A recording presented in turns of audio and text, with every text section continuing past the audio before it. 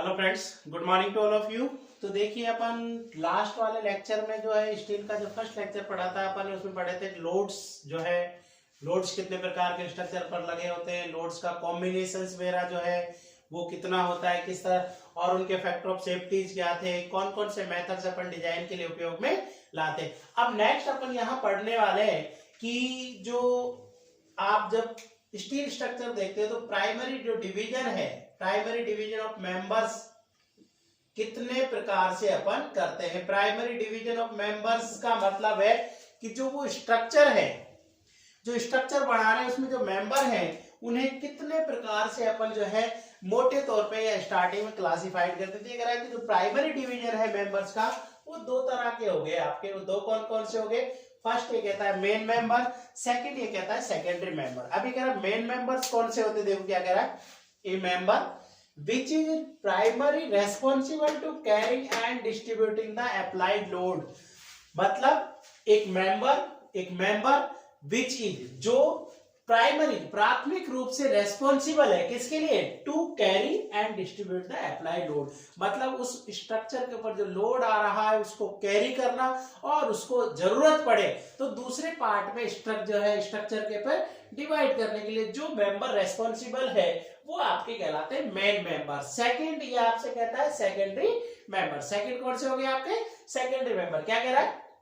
A member which is provide overall stability and for restraint the main member. ये कह रहा है कि एक मेंबर विच इज प्रोवाइड जो रेस्पॉन्सिबल होता है, जो प्रोवाइड करता है ओवरऑल स्टेबिलिटी मतलब पूरे स्ट्रक्चर को stability and restraint the main member from buckling and similarly mode of failure. मतलब एक तरह से जो मेन मेंबर है उनको रोक कर रखना, वो बकलिंग ना कर जाए, वो आपका ओवर टर्निंग ना कर जाए, इन सबको रोक के रखने के लिए जो मेंबर्स लगाए जाते हैं वो आपके क्या कहलाते हैं? सेकेंडरी मेंबर्स आपके कहलाते हैं। तो मैंने देखा कि जो मेंबर है स्ट्रक्चर में दो तरह के होंगे, मेन मेंबर और सेकेंडरी मेंबर। जो मुख्य रूप से जिन पे सबसे पहले लोड आता है, जरूरत पड़ती है तो आपका डिस्ट्रीब्यूट करते हैं, ऐसे मेंबर्स मेन मेंबर कहलाते हैं। और जो मेन मेंबर्स की बकलिंग वगैरह को रोकते हैं वो आपके कहलाते हैं सेकेंडरी मेंबर। तो नेक्स्ट हेडिंग अपनी होती है कि भाई जो मेन मेंबर और ये आपके सेकेंडरी मेंबर्स लिए इनकी जो मिनिमम थिकनेस है वो आपकी कितनी होनी चाहिए। तो IAS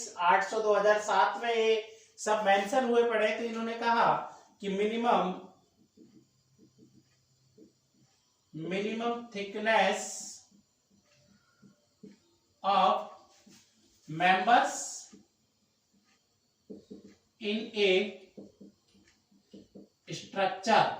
वो कह रहा है भाई जो स्ट्रक्चर आप बना रहे हो उनमें मिनिमम थिकनेस आपकी कितनी होगी। तो अपन एक जो है टेबल बना लेते हैं। क्वेश्चन पूछता रहता है यहां से आपसे।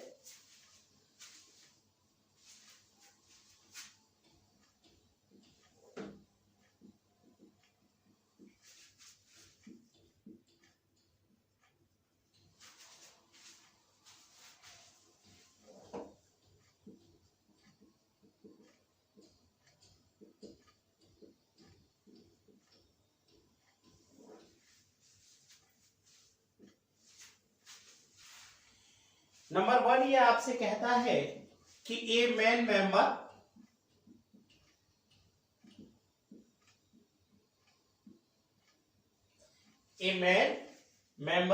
which is not exposed to weather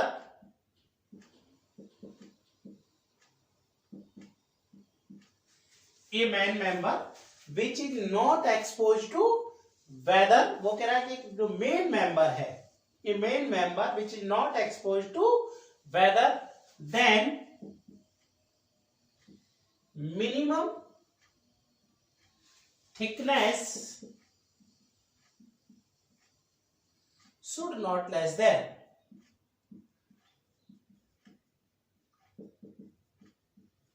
ये कह रहा है मिनिमम थिकनेस आपकी कितनी होगी। तो इसने कहा मिनिमम जो थिकनेस है वो 6 mm से कम नहीं होनी चाहिए।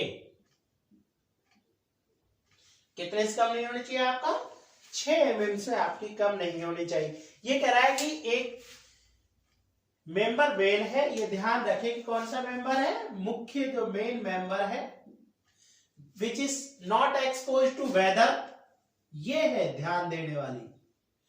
मौसम एक्सपोज मतलब प्रभावित होना, वेदर मौसम है, नॉट मतलब नहीं होता, मतलब मौसम से प्रभावित नहीं हो रहा है।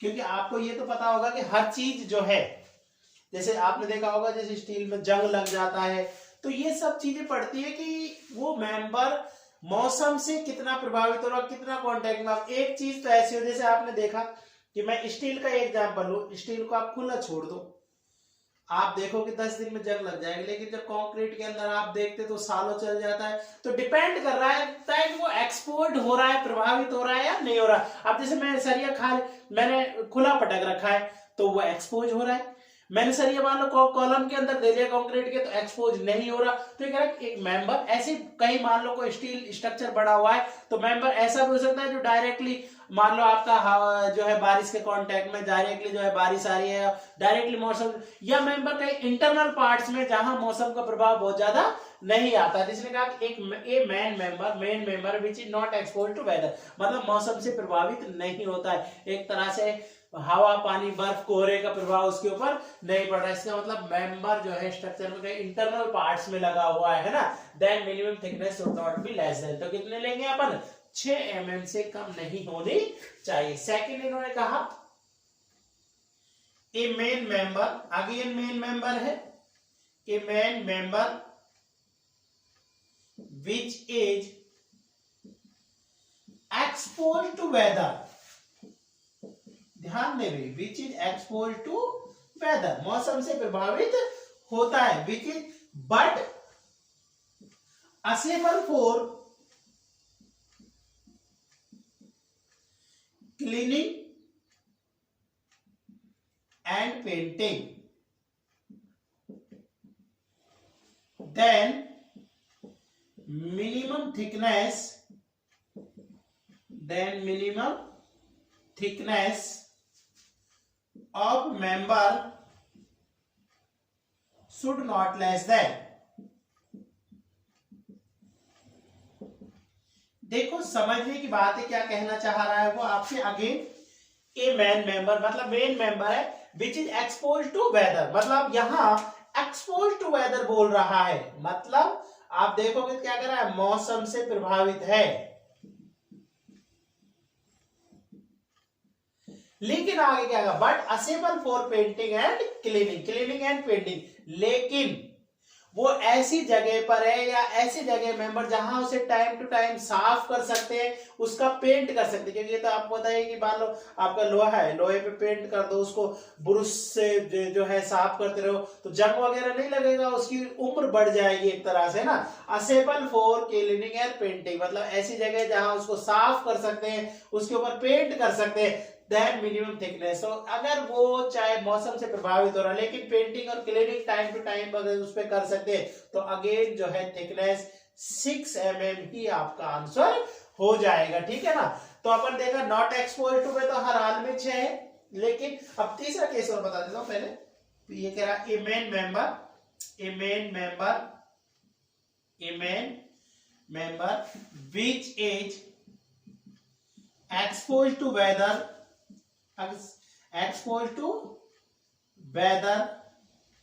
and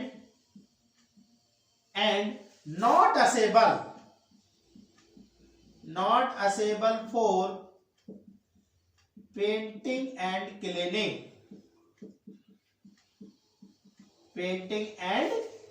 then minimum thickness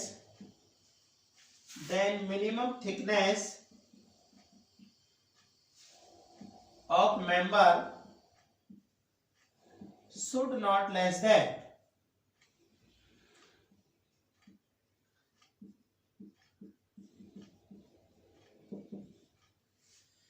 क्या कह रहा है, एक अगेन वही देखो, अभी तक मेन मेंबर के बारे में बात चल रही है, main member which is expose to weather, वही concept, but not accessible for painting and cleaning. अब मौसम से प्रभावित भी हो रहा है, मौसम से प्रभावित तो है, एक्सपोज टू वेदर है भाई, मौसम से प्रभावित है,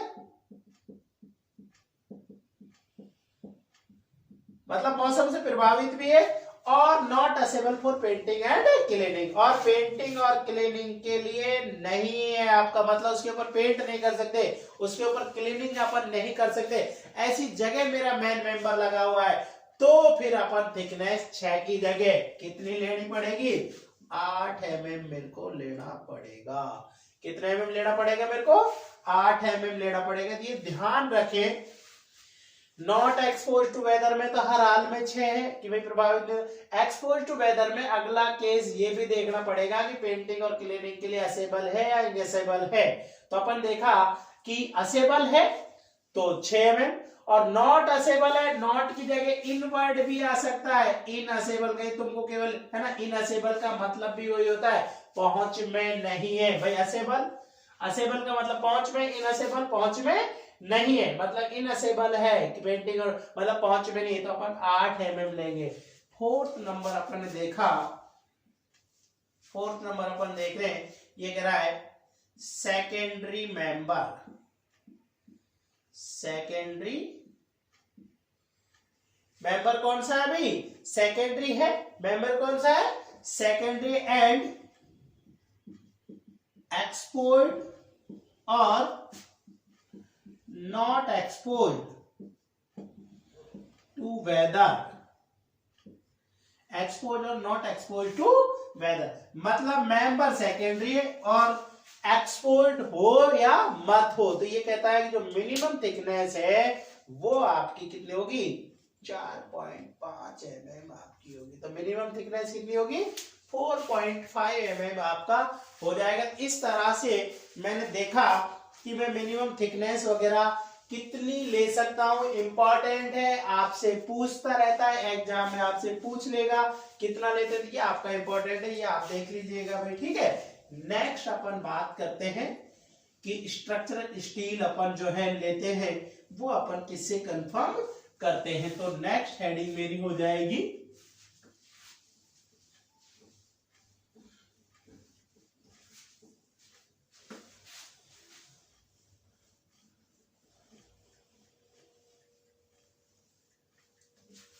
तो नेक्स्ट मेरी हेडिंग हो गई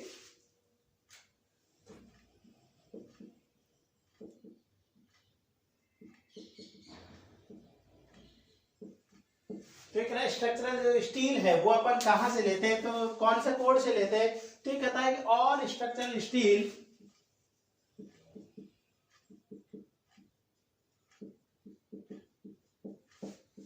should be confirmed by IS 2062। जो है अपन कौन सा कोड कंफर्म करते हैं भाई, ये कह रहा है सभी जो स्टील है वो कौन से कोड के अकॉर्डिंग ली जाती है, सॉरी IS 2062। अब इसकी प्रॉपर्टीज क्या क्या होती है, कोड कई बार पूछ सकता है आपसे, तो कह रहा प्रॉपर्टीज क्या क्या होंगी,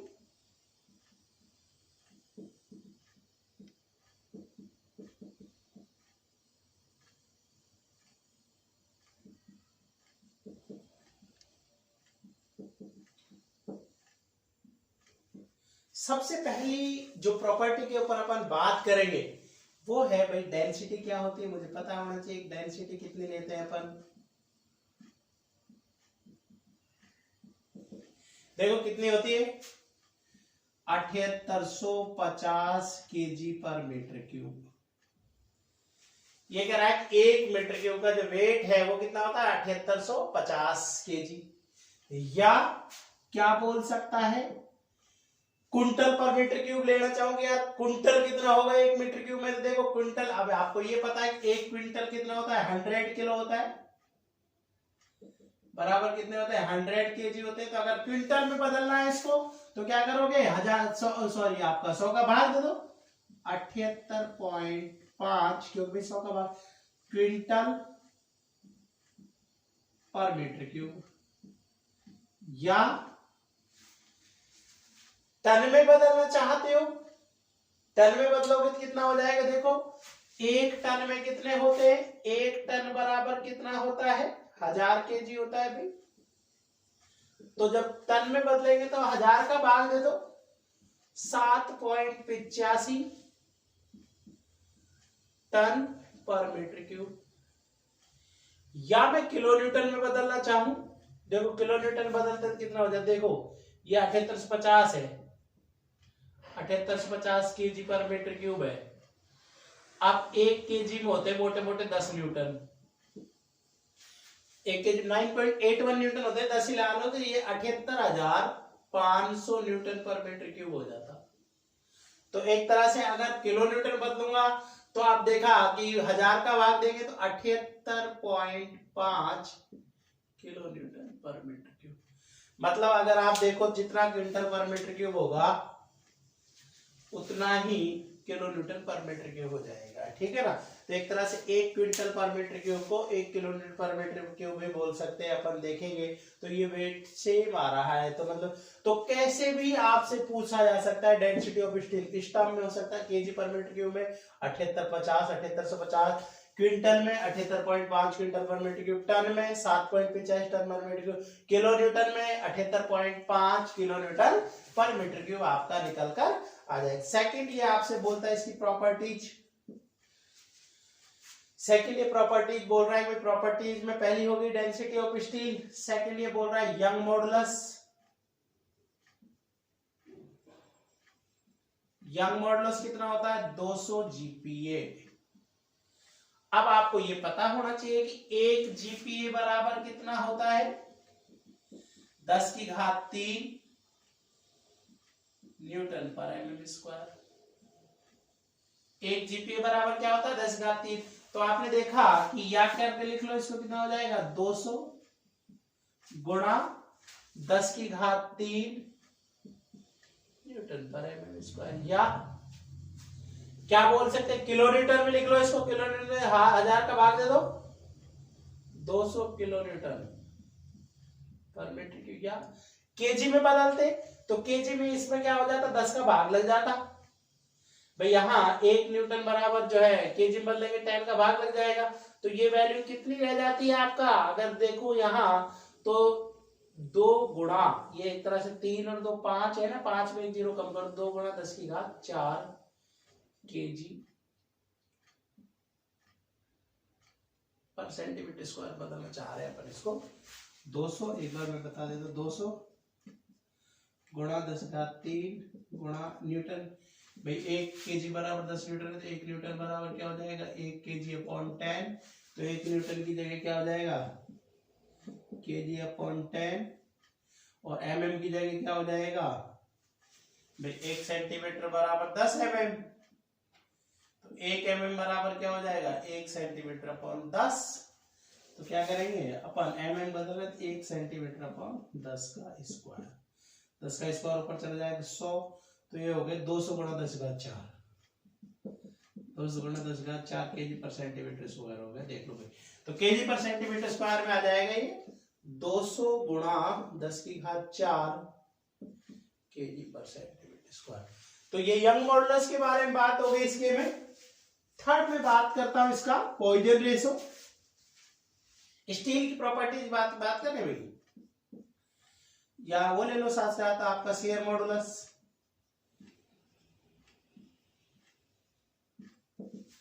0.679 गुणा 10 की घात 5 न्यूटन पर एमएम स्क्वायर, ज्यादा इंपॉर्टेंट नहीं, पूछता है आपको कमी है। फोर्थ नंबर जो है वो आपसे कह रहा है कि यंग मॉडुलस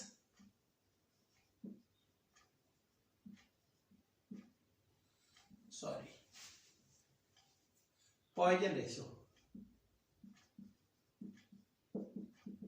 स्टील का जो पॉइंट 50 जो माइल्ड स्टील का 0.25 से 0.33 आपका हो, यूनिट कुछ होती नहीं रेशो, तो 0.25 से 0.33। फिफ्थ नंबर ये बोल रहा है थर्मल कोएफिशिएंट,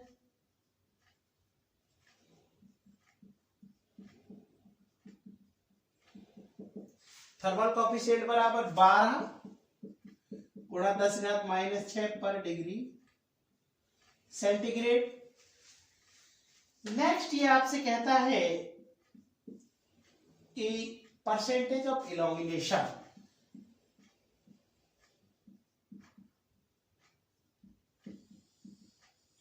मतलब जब टेस्ट करते हैं तो टोटल गेज लेंथ का FY में FY 250 जो है, जिसको आप माइल्ड स्टील बोलते हैं, बेसिकली रिइंफोर्समेंट सरिया के लिए बात हो गई है। जो आपका सरिया लगता है किनमें, आपका जो आपके बिल्डिंग्स में लगता है, जो कंक्रीट, उसके लिए बोल रहा है। ये कहता है कि इसमें 23% इलोमिनेशन आता है। FY 415 जो HYSD बार होते हैं, ये यहाँ HYSD बार बेसिकली उनमें आ गए FY 415 और FY 500, इनमें 15% इलोमिनेशन आता है। ये क्वेश्चन पूछता है कई बार कि परसेंटेज ऑफ इलोमिनेशन बताओ माइल्ड स्टील में। FY 250 कौन सा है, माइल्ड स्टील बोलते हैं। FY 250 क्या है आपके, माइल्ड स्टील है, जो प्लेन बार जिनको बोलते हैं। और HYSD बार कौन से होते हैं, 400 500। तो माइल्ड स्टील में 23% आता है, HYSD बारों में 15% आता है। और परसेंटेज ऑफ इलोमिनेशन कैसे निकालते हैं,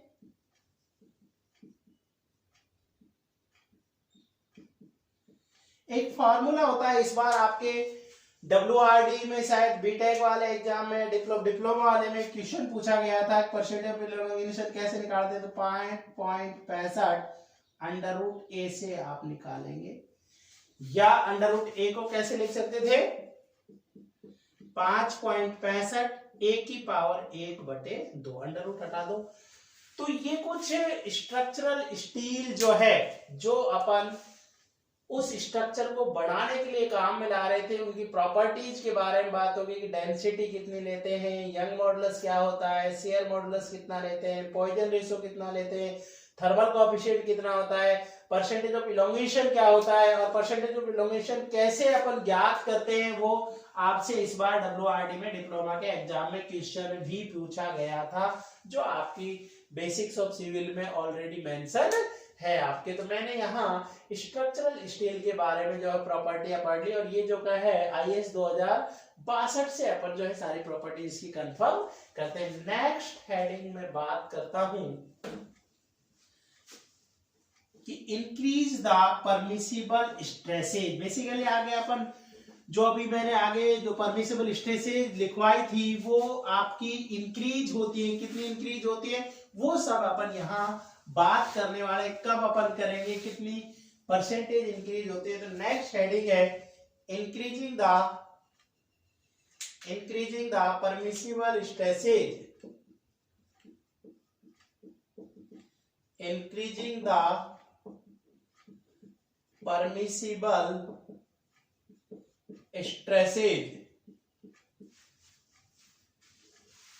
इंक्रीजिंग द परमिसिबल स्ट्रेसेज। तो ये कह रहा है इंक्रीजिंग द परमिसिबल स्ट्रेसेज। अब परमिसिबल स्ट्रेसेज कौन सी, जो मैंने कल एक टेबल बनवाई थी जिसमें 8 वो लिखवाया था, axial tensile, axial bending, axial का, उस पे वहां टेबल नंबर 1 लिख लेना, टेबल नंबर उसको 1 मेंशन कर लेना।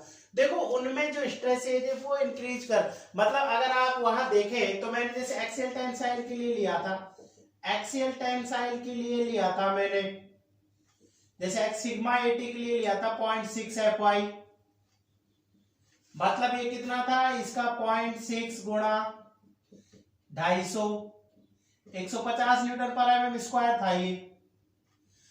अब ये कह रहा है कि इस टेबल नंबर 1 में जो स्ट्रेसेज दे रखे वो इंक्रीज कितनी कर सके, अब किस कम कर। पहला केस नंबर ये फर्स्ट बोलता है इफ विंड और अर्थक्वेक मतलब सेस्मिक लोड आर कंसिडर। क्या कहा इसने कहा कि विंड और अर्थक्वेक, जो मतलब हवा और अर्थक्वेक, सेस्मिक के लोड भी कंसीडर कर रहे हैं किसी स्ट्रक्चर पर, क्योंकि भाई देखो डेड प्लस लाइव तो आपके कंफर्म है, उसके ऊपर विंड का या डेड प्लस लाइव प्लस क्या है अर्थक्वेक लोड, मतलब ये कंसीडर कर रहा हूं। अब ये आपसे कहता है देखो जब आप अर्थक्वेक या विंड कंसीडर कर, देखो डेड लोड उसके ऊपर आना ही आना है, लाइव, लेकिन हवा हो सकता है जो है 6 महीने पे एक बार नहीं चले, अर्थक्वेक 50 साल भी नहीं है, लेकिन उन लोड्स को कंसीडर कर रहे हैं। तो अगर यही स्ट्रेस लेकर चले आप, 0.6 स्ट्रेस ही लेकर चले, तो स्ट्रक्चर बहुत ज्यादा हैवी बढ़ेगा आपका, क्योंकि आपने तो एक तरह से जो FU था भाई, इस स्टील की 410 थी, 410 को 150 पर ही फेल मान लिया था। और उसमें भी क्या है कि डेड प्लस लाइव के साथ हो सकता है, जैसे अर्थक्वेक लोड कंसीडर कर लिया गया, अर्थक्वेक की संभावना और अर्थक्वेक। तो आपने देखा कि आपका जो स्ट्रक्चर जब डेड ये हो सकता है अर्थक्वेक तो 50-100 साल में एक बार भी नहीं है, लेकिन आपने मान लिया अर्थक्वेक लोड भी आएगा। तो अगर यही स्ट्रेसेज लेकर चला, 150 ही लेकर चला, तो मेरा स्ट्रक्चर जो है बहुत हैवी बढ़ेगा, एक तरह से बहुत ज्यादा कॉस्टिंग उसके ऊपर आ जाएगी। तो फिर अपन क्या करते हैं, विंड और अर्थक्वेक लोड अगर मैं कंसीडर कर रहा हूं, तो परमिसिबल स्ट्रेसेज को इसकी तुलना में थोड़ा सा बढ़ा देता हूं। कितना करते हैं अपन, ये कहता है कि permissible stress in members are connected. जो मेंबर्स हैं, कौन से मेंबर्स आपके कनेक्टेड, जो कनेक्ट होने वाले, जिनको connected members are increase 33.33%।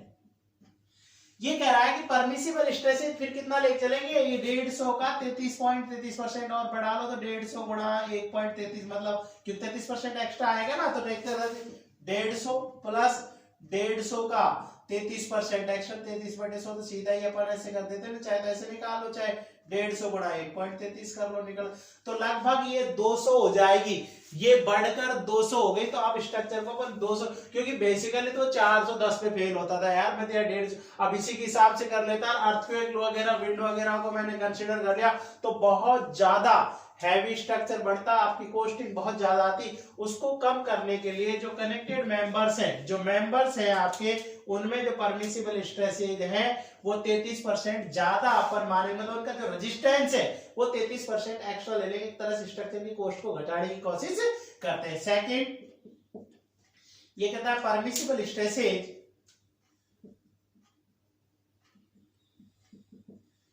Permissible stresses in fasteners.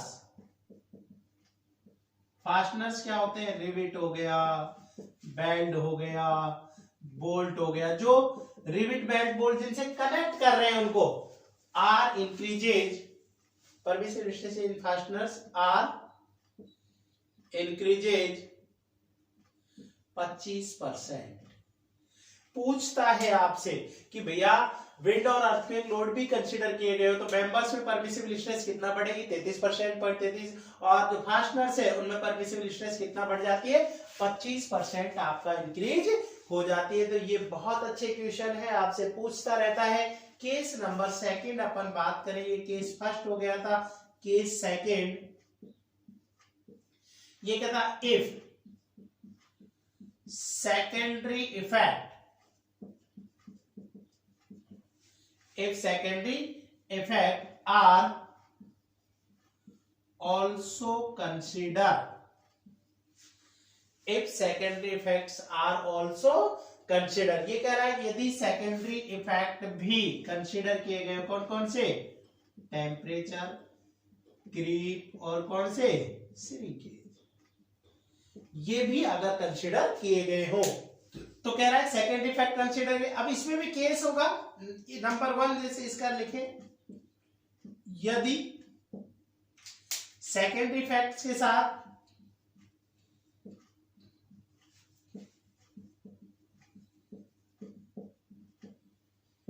Wind और अर्थक्वेक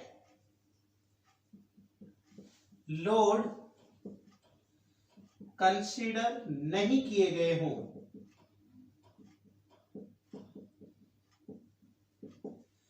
मतलब केवल आप सेकेंड इफेक्ट कंसीडर कर रहे हैं, विंड और अर्थक्वेक लोड कंसीडर नहीं कर रहे हैं, तो मेंबर और फास्टनर दोनों में ही परमिसिबल स्ट्रेसेज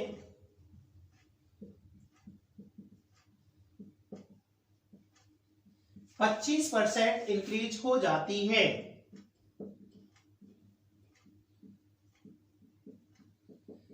इसने कहा भाई ठीक है, आप सेकेंडरी इफेक्ट कंसीडर कर रहे हो, उसके साथ विंड और अर्थक्वेक लोड कंसीडर नहीं कर रहे, तो चाहे मेंबर देख लो जो आपकी कनेक्टेड मेंबर है, चाहे आप फास्टनर देख लो, दोनों में ही जो परमिसिबल स्ट्रेसेज हैं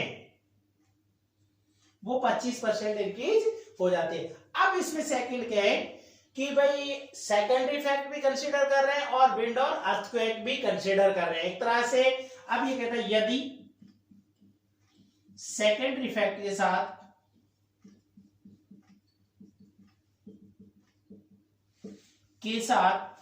विंड और अर्थक्वेक लोड भी कंसीडर किए गए हों,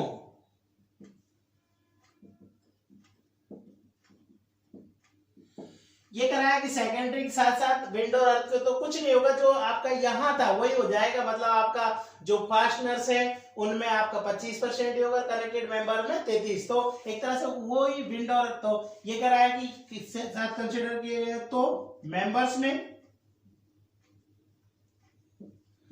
परमिसिबल स्ट्रेसेज, तो मेंबर्स में परमिसिबल स्ट्रेसेज 33.33% इंक्रीज हो जाती है, तथा फास्टनर्स में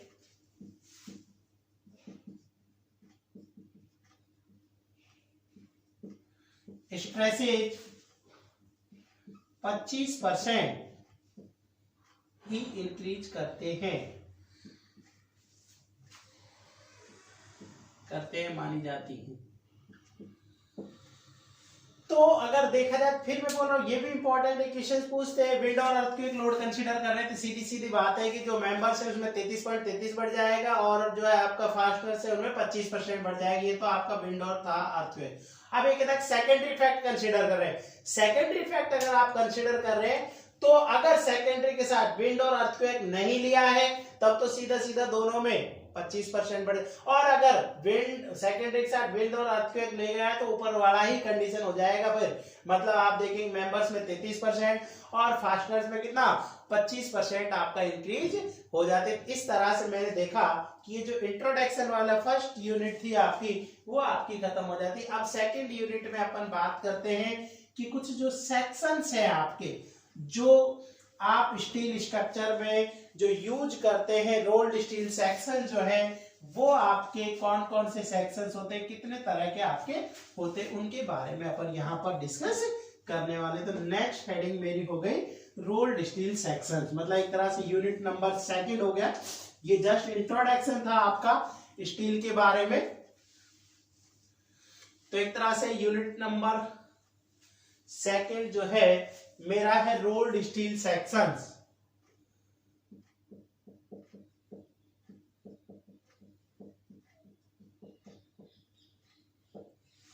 अब ये कह रहा है कि स्टील स्ट्रक्चर बढ़ाने के लिए रोल्ड स्टील सेक्शन जो है वो निम्नलिखित होते हैं। ये कह रहा है कि स्टील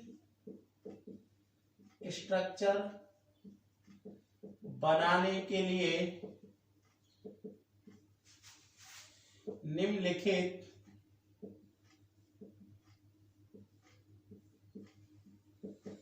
रोल्ड स्टील सेक्शंस उपयोग में लाए जाते हैं।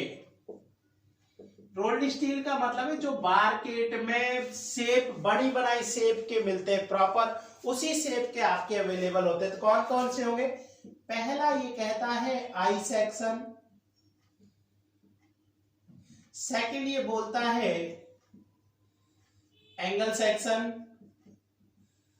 थर्ड ये बोलता है टी सेक्शन, इंपॉर्टेंट का फोर्थ ये बोलता है चैनल सेक्शन।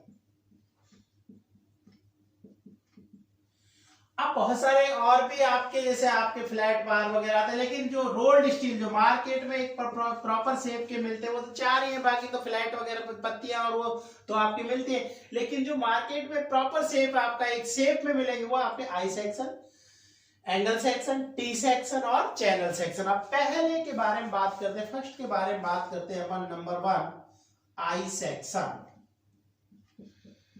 फर्स्ट अपन बात करते हैं किसके बारे में? I section. अब ये कह रहा है कि जो आई सेक्शन है ये 5 प्रकार से क्लासिफाइड या 5 कैटेगरीज में क्लासिफाइड किया जाता है। कई बार पूछता है कि आई सेक्शन कितने प्रकार के होते हैं? 5 प्रकार के होते हैं। तो कह रहा है I section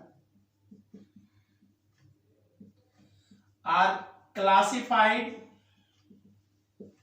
in 5 types. In 5 types. अगर बुक थोड़ा है तो वहां आपको थोड़ा सा करेक्शन करने की जरूरत है आपका। फर्स्ट जो है नंबर 1 ये कहता है ISJC। देखो IS तो हमेशा इंडियन स्टैंडर्ड को रिफो करेगा। I for Indian. एक तो ये बात होगी भाई आई सेक्शन कितने प्रकार से क्लासिफाइड होते हैं, कितने प्रकार से कैटेगरीज में डिवाइड होते हैं? 5 कैटेगरीज में। I Indian, I for Indian, S for standard, Indian standard, J for junior, J for junior और सी फॉर आपका यहां पर बीम हो गया, इंडियन स्टैंडर्ड जूनियर बीम। क्योंकि आई सेक्शन मेनली जो है किसके लिए उपयोग में लाए जाते हैं? बीम्स के लिए उपयोग में लाए जाते हैं भाई। किसके लिए उपयोग में लाए जाते हैं आपके? तो Indian standard IS Indian standard junior beam section आपका हो गया। सेकंड ये कहता है ISLB।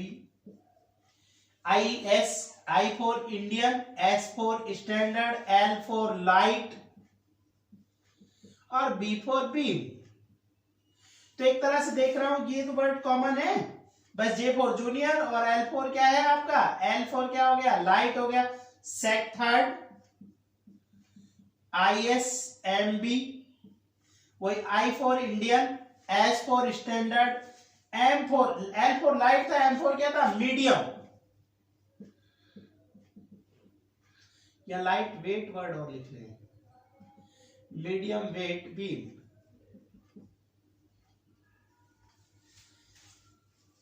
फोर्थ नंबर हो गया ISHB। I for Indian, S for standard, H for heavy weight, B for beam. ठीक है, लाइट के साथ जरूरी बीम भी, light automatically Indian standard light beam भी बोल सकता है, लाइट वेट बीम हो सकता है, इंडियन स्टैंडर्ड मीडियम बीम बोल सकता है, मीडियम वेट बोल सकता है, इंडियन स्टैंडर्ड एच, मतलब है ना। और नेक्स्ट ये कहता है ISWB। तो एक बार थोड़ा बुक में एक आध शायद आपका कम ज्यादा हो गई थी, वो हटा देना। अगर कोई एक्स्ट्रा हो तो यहाँ शायद ISSSC और लग गया था, वो हटा देना, चैनल सेक्शन है वो। तो ISWB इंडियन स्टैंडर्ड, एक बार करेक्ट लिख लेना, Indian standard wide flange beam, wide flange beam. तो यहां में देखा एक तरह से I4, तो यहां इनमें से अगर मैं पढ़ रहा हूं तो I4 तो इंडियन है ही भाई, एस फॉर स्टैंडर्ड वर्ड है, और बी फॉर बी में ये तो कॉमन है सब में ही भाई। इसमें देख लो, इसमें भी देख लो, इसमें भी देख लो, इसमें भी देख लो, इसमें भी देख लो। अब यहां जे फॉर जूनियर,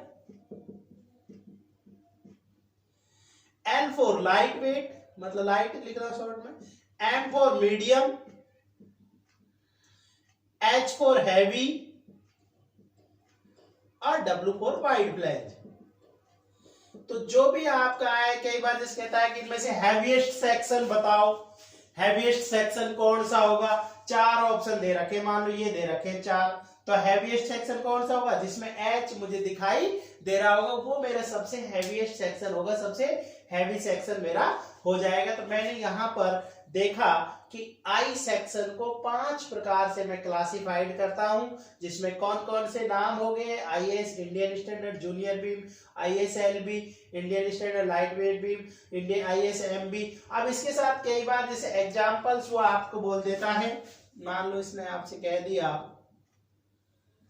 मान लो कहीं पर लिखा हुआ है ISHB 600 @ 729.3 न्यूटन पर मीटर क्यूब। तो यहां पर वेयर जो कांस्टेंट वैल्यू है, ये जो फर्स्ट जो है ये इसके साथ ले, वेयर 600 इज टोटल डेप्थ।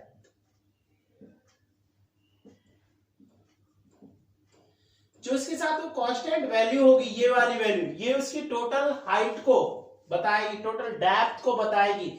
और ये जो दिखाता है 729.3 दिखा रखा है, ये वेट पर यूनिट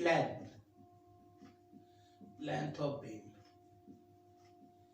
ये कह रहा है कि ये जो है वेट पर यूनिट लेंथ ऑफ बीम को आपको दिखाता है। ये मेरी बात हो गई इसके अंदर कि भाई आई सेक्शन 5 प्रकार के होते हैं, कौन कौन से नाम है, जिसमें उसके साथ अगर एक कांस्टेंट वैल्यू होगी तो उसकी टोटल डेप्थ को रिप्रेजेंट करती है, और आगे जो है वो उसके किसको रिप्रेजेंट करता है, per unit length of weight को रिप्रेजेंट करता है। सेकंड मेरे कौन से थे भाई, एंगल सेक्शन, मैं यही लिख देता हूं एंगल सेक्शन। आपके सेकंड जो था वो मेरा था एंगल सेक्शन, या मैं इसको मिटा के आगे लिख देता हूं, सेकंड नंबर मेरा था क्या है भाई, एंगल सेक्शन। सेकंड जो मेरा है एंगल सेक्शन। अभी करेक्ट एंगल सेक्शन को 3 प्रकार से क्लासिफाइड करते हैं। तो angle section are classified in 3 types. कितने प्रकार से, 3 प्रकार से अपन क्लासिफाइड करते हैं, 3 टाइप्स। अब 3 टाइप्स कौन कौन से हैं। फर्स्ट ये कहता है इक्वल एंगल, जैसे एग्जांपल हो गया, मान लो 100 गुणा 8 mm, ये एक तरह से ये हो गया भाई, ये 100 8 इसकी थिकनेस है, 8 थिकनेस है, ये 100 और ये 100, ये इसका। सेकंड ये कहता है अनइक्वल एंगल, जैसे एग्जांपल क्या हो गया, मतलब एक भुजा बड़ी एक छोटी, जैसे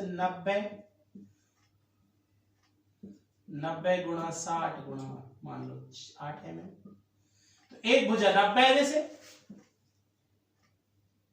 मान लो ये 90, ये मान लो 60 है, थिकनेस इसकी 8 है। ये अनइक्वल एंगल कहलाता। थर्ड कहलाता बल्ब एंगल। बल्ब एंगल कुछ इस तरह का दिखता है। तो ये जो बल्ब एंगल है स्पेशली सिर्फ जो होते हैं, जो पानी के जहाज होते हैं, उनमें जो है उपयोग में लाया जाता है। तो ये नीचे नोट डाल के लिखोगे कि बल्ब एंगल्स शिप्स जो वाटर वाले होते हैं, जहाज जो होते हैं ना, मैराइन शिप्स में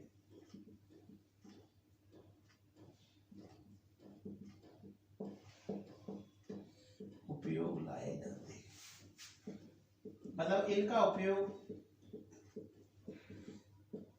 शिप स्ट्रक्चर्स को स्टेबिलिटी देने के लिए वहीं पर किया जाता है। ये मेरा एंगल सेक्शन आपका हो जाता है। थर्ड मेरा कौन सा है भाई, आपका टी सेक्शन। नेक्स्ट अपन किसके बारे में बात करेंगे भाई, टी सेक्शन। और उसके बाद किसके बारे में बात करेंगे, जो है चैनल सेक्शन। तो थर्ड वन इज क्या है आपका, तो थर्ड मेरा है T section.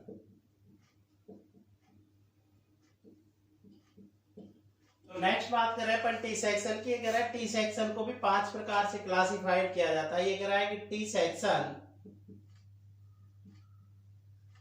Are also classified in 5 types. मैं फिर बोल रहा हूं, थोड़ा बुक में एक आध करेक्शन से उनको सही कर लेना आप। कौन कौन से होंगे, ये कहता है ISNT सेकंड ये कहता है IS ST, थर्ड ये कहता है IS LT, नेक्स्ट ये कहता है IS JC,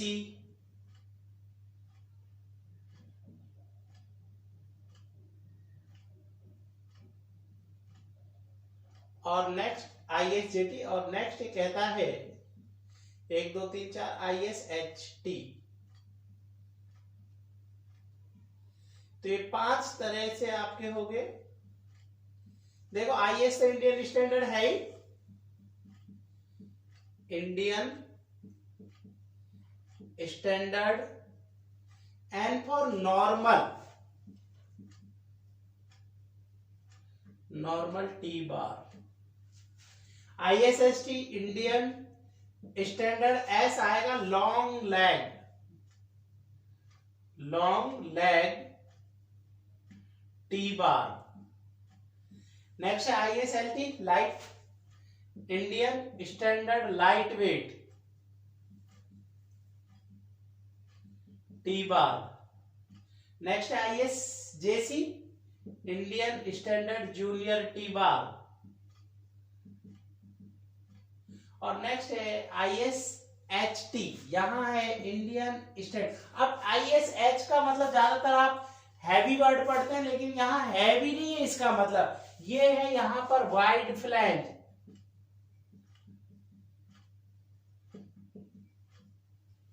तो एक तरह से मैंने देखा कि इसमें IS तो भाई देखो IS इंडियन स्टैंडर्ड टी को N मतलब यहां नॉर्मल को रिप्रेजेंट कर रहा है, नॉर्मल टी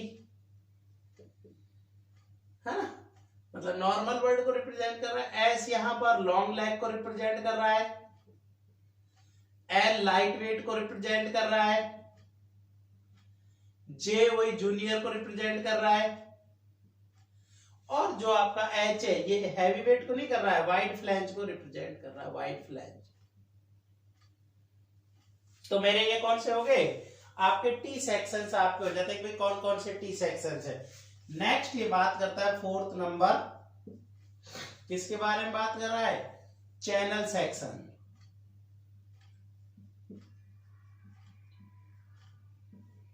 अभी कहता है चैनल सेक्शन को 4 प्रकार से क्लासिफाइड करते थे। कहता channel section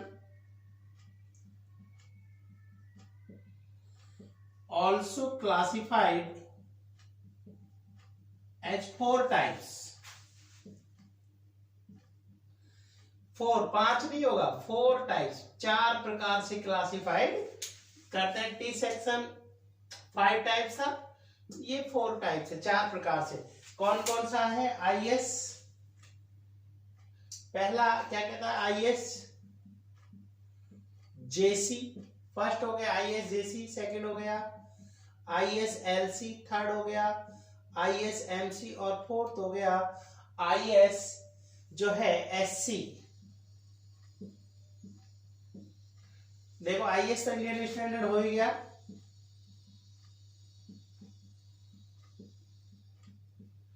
J for junior और C for channel. ISLC Indian standard, L for light wait channel, MC Indian standard medium wait channel, और ISSC Indian standard special type channel, जो ज्यादातर कॉलम बनाने के लिए उपयोग में लाए जाते थे। ये 4 तरह के आपके चैनल सेक्शंस आपके हो गए। तो अपन ने देखा टी और आई 5 प्रकार के हैं, चैनल आपके 4 प्रकार का, एंगल 3 प्रकार का था। एक तरह से अगर मैं शॉर्ट पढ़ता हूं तो अपन ने देखा था टी एंड आई, ये थे 5 टाइप्स। जो चैनल है ये है 4 टाइप्स, और जो एंगल है ये है 3 टाइप्स, मतलब 5 4 3 ऐसे ध्यान रख सकते हो, 5 4 3 टी और आई 5 प्रकार के होते हैं, 5 प्रकार के होते हैं। चैनल 4 प्रकार के होते हैं। एंगल कितने होते हैं? 3 प्रकार के होते हैं। तो ये मेरे कुछ रोल्ड स्टील सेक्शंस आपके हो गए जो मैंने यहाँ 1 बाय 1 करके पढ़ लिया। अब और कुछ छोटी छोटी चीजें हैं जो इस चैप्टर में आपकी खत्म हो जाएंगी। कहता है कि अर्थक्वेक जोन कितने हैं, विंड जोन कितने हैं इंडिया में, ये सब अपन थोड़ा सा बातें कर लेते हैं। उसके बाद ये यूनिट आज खत्म हो जाएगी अपनी इस लेक्चर में।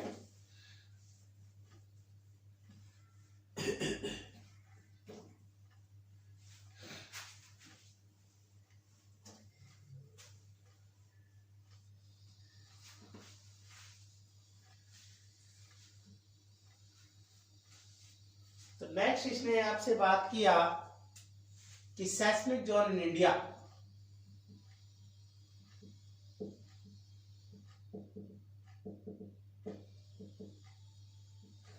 ये कह रहा सेस्मिक जोन इन इंडिया। भाई इंडिया में कितने सेस्मिक जोन है? ये कह रहा इंडिया को 4 सेस्मिक जोन्स में क्लासिफाइड किया जाता है। कह रहा इंडिया को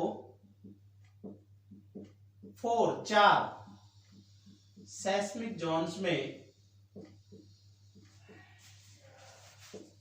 क्लासिफाइड किया जाता है।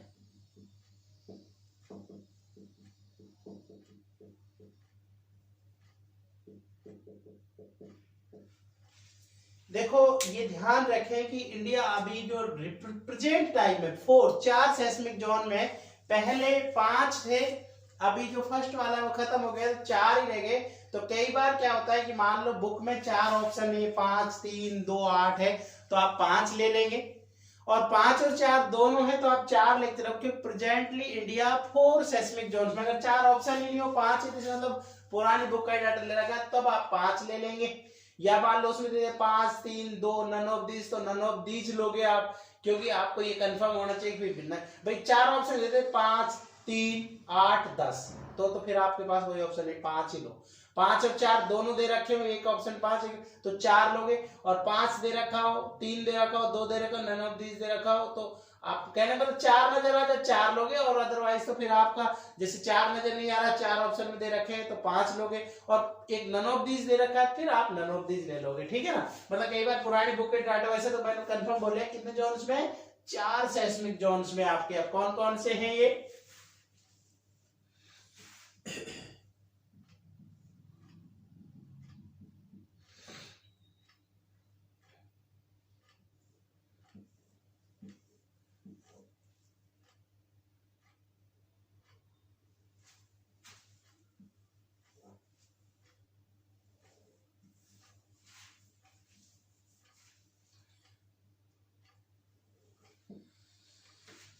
ये कह रहा है जॉन सेकंड, सीधा चल रहा है, फर्स्ट नहीं है कहीं भी, कहीं तुम यहां देख लो ऐसे जा रहे हैं। John second, John third, John fourth और जॉन फिफ्थ। कितने जॉन है भाई? 4 जॉन्स आपके हो गए। इसको छोड़ दो।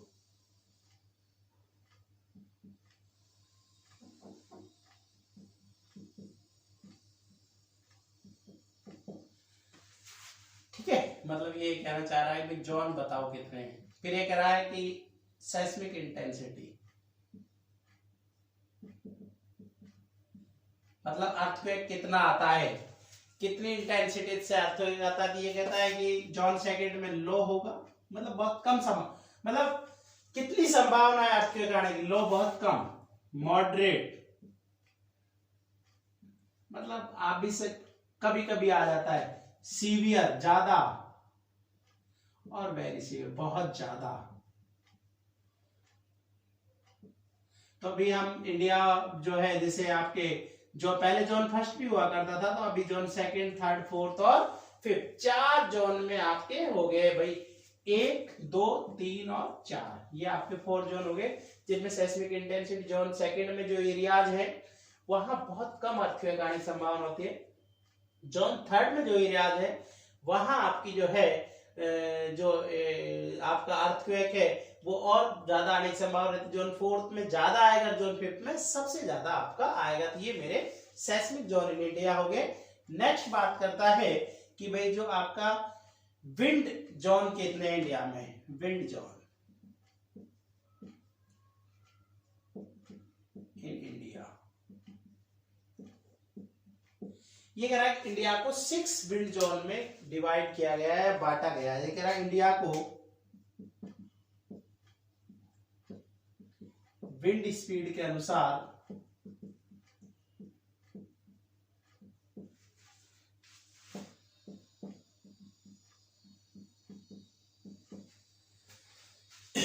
सिक्स विंड जोन्स में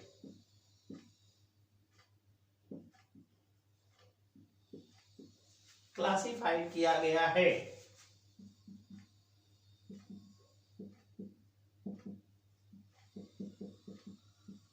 अपन अभी बेसिक पढ़ रहे हैं, मतलब स्टील स्ट्रक्चर अपन ने चालू, मतलब आपका डिजाइन बोल्ट वगैरह अपन चालू रखे, तो काम जो जिनके ऊपर क्वेश्चंस बनते हैं वो सारी चीजें इस लेक्चर के बाद आपके डिजाइनिंग चालू हो जाएगी, मतलब आपका रिविट बोल्ट वगैरह जो भी है।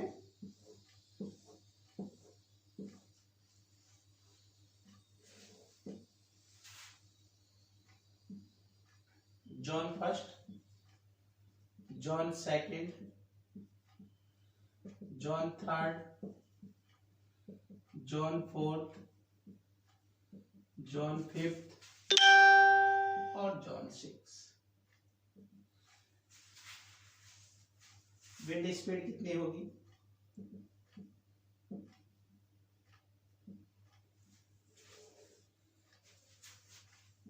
ये कह रहा है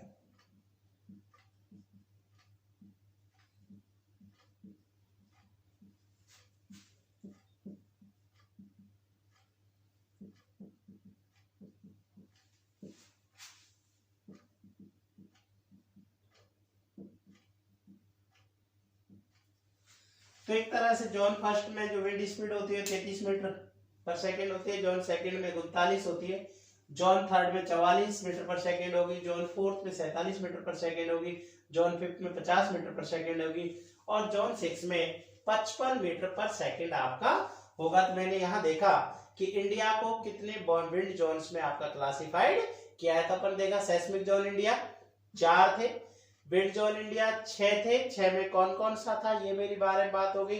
अब 2 हेडिंग्स और बच जाती है, इसके बाद ये चैप्टर खत्म हो जाता है, डिजाइन विंड स्पीड और design wind pressure.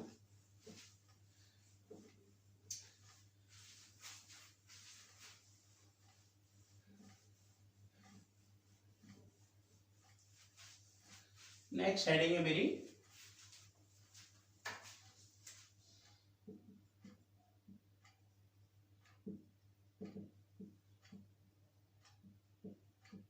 Design wind speed. ये कह रहा है डिजाइन विंड स्पीड जो है, जो डिजाइन विंड स्पीड है Vz अपन इसको बोल देते हैं। ये कहता है ये कितना होगा, ये कहता है Vb into K1 into K2 into K3। तो K1 तो Vb तो आपका है wind speed in particular zone. अभी कह रहा है जब स्ट्रक्चर डिजाइन कर रहा हूं ना तो कितनी डिजाइन विंड स्पीड में लेकर चलूं उसके लिए Vz, तो कह रहा है वी मतलब उसकी वैल्यू कितनी होनी चाहिए, Vb wind speed in particular zone, K1 ये है risk coefficient factor,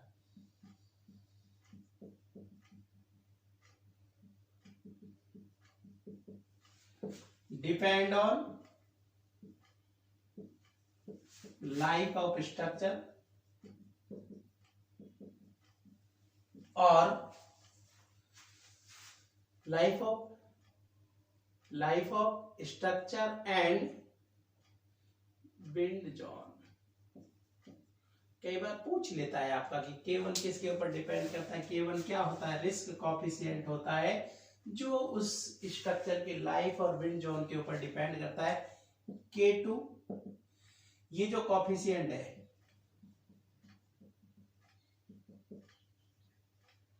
depend on shape, size and height of structure. और K3 जो है टोपोग्राफी फैक्टर है, उस एरिया का टोपोग्राफी फैक्टर। तो ये तो ज्यादा बेसिकली काम के मतलब आपसे डिजाइन विंड स्पीड पूछ सकता है। डिजाइन विंड स्पीड आप कैसे कैलकुलेट करते हैं? जब आप कोई स्ट्रक्चर डिजाइन कर रहे हैं तो डिजाइन विंड स्पीड आपका कितना होगा? Vz बराबर VB K1 × K2 × K3। और लास्ट इस चैप्टर का, इसके बाद ये आपके खत्म हो जाएंगे, फिर रिविट बोल्ट आपके चालू होंगे। डिजाइन विंड प्रेशर,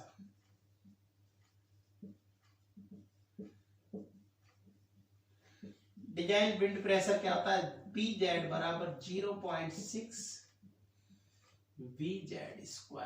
ये पूछता रहता है भाई आपसे, है ना, डिजाइन विंड प्रेशर कितना लेते हैं। एक तरह से Pz जो है डायरेक्टली प्रोपोर्शनल है Vz के स्क्वायर के। तो इस तरह से ये चैप्टर आपका जो है आपका खत्म हो जाता है। 2 यूनिट्स आपके खत्म हो गई। एक आपका जो है इंट्रोडक्शन था रोल, दूसरा रोल स्टील सेक्शन, और इसमें कुछ और जो छोटे मोटे जो टॉपिक्स थे वो खत्म हो गए। अब नेक्स्ट जो आपके रिविट बोल्ट डिजाइन है वो नेक्स्ट लेक्चर में अपन स्टार्ट करेंगे। आज के लिए इतना ही। Thank you.